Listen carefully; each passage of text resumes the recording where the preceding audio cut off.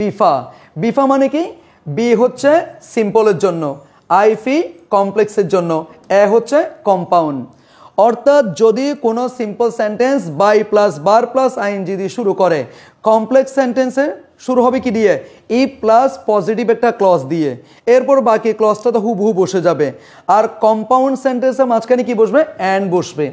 আবার বলছি, যদি কোনো সিম্পল সেন্টেন্স বাই প্লাস বার প্লাস আইএনজি দিয়ে শুরু করো, সেক্ষেত্রে কমপ্লেক্স সেন্টেন্স হবে কি? ই প্লাস পজিটিভ ক্লজ, আর কম্পাউন্ডে কি হবে? অ্যান্ড। অথবা যদি কোনো কমপ্লেক্স সেন্টেন্সে ই প্লাস পজিটিভ ক্লজ থাকে, সিম্পল হবে বাই প্লাস বার প্লাস আইএনজি, আর কম্পাউন্ড হবে কি? অ্যান্ড। সুতরাং সিম্পল থেকে কমপ্লেক্স, কমপ্লেক্স থেকে সিম্পল, সিম্পল থেকে কম্পাউন্ড, কম্পাউন্ড থেকে সিম্পল, যে কোনোভাবে করা যাবে। একটু দেখো, এই যে বাই প্লাস বার প্লাস আইএনজি থাকলে ই প্লাস পজিটিভ ক্লজ, এরপর এখানে মাঝখানে কি হবে? অ্যান্ড হবে।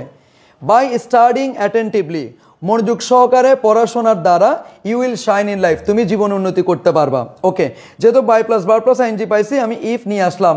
ইফ একটা ক্লজ মার্কার, তোমরা জানো ক্লজ মার্কারের পর অবশ্যই একটা ক্লজ বসে, তো ক্লজ মানে কি? Subject plus finite verb. তাহলে আবার আমরা এই কমপ্লেক্স সেন্টেন্সটা তৈরি করবো কোথা থেকে? সিম্পল থেকে। সুতরাং আবার সিম্পলটা পড়তে হবে। একটু দেখো, by studying attentively you will shine in life, এই পুরো সেন্টেন্সটা পড়ার পরে সাবজেক্ট পাচ্ছি কোনটা? শুধু ইউ।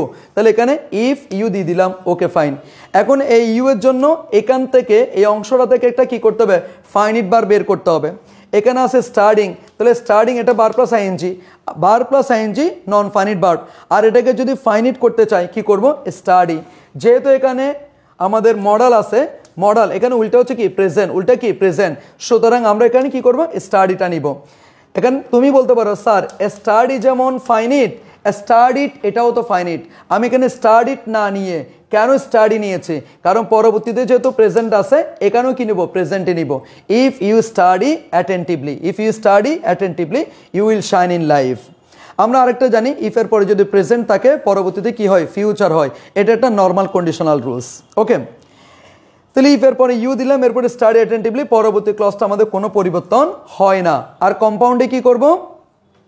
দুইটা প্রিন্সিপাল ক্লজ লাগবে, দুইটা প্রিন্সিপাল ক্লজের মাঝখানে অ্যান্ড বসাবো। এই যে ইউ স্টাডি অ্যাটেন্টিভলি এটা একটা principal clause, you will shine in life এটা একটা প্রিন্সিপাল ক্লজ। এই দুইটা প্রিন্সিপাল ক্লজের মাঝখানে কি বসবে? অ্যান্ড বসবে। বসে গেছে। তাহলে এটা কি? বিফা। যদি কোনো সিম্পল সেন্টেন্সের বাই প্লাস বার প্লাস আইএনজি দিয়ে শুরু হয়, কমপ্লেক্স সেন্টেন্সে হবে ই প্লাস পজিটিভ ক্লজ, আর পরবর্তী ক্লজটা হুবহু বসে যাবে। আর কম্পাউন্ড সেন্টেন্সে দুইটা প্রিন্সিপাল ক্লজ অ্যান্ড দ্বারা যুক্ত করতে হবে। এর